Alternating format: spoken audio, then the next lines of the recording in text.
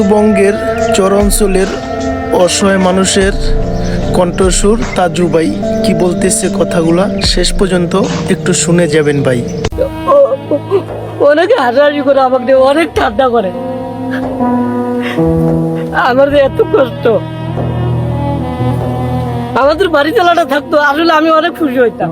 মনে হয় আবেগ থেকে কষ্টগুলো আনন্দ দেওয়ার জন্য চোখের জন্য পানি না ধরে আড়ালে, আসলে আড়ালে আমার পানি পর্যন্ত ধরে।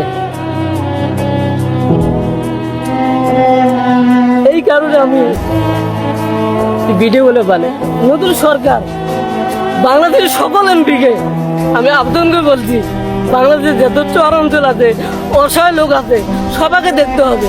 আমি চাই না আপনারা আমাকে দেখেন, মানুষ খুশি থাকলে আমিও খুশি থাকবো, এটা আমার কথা।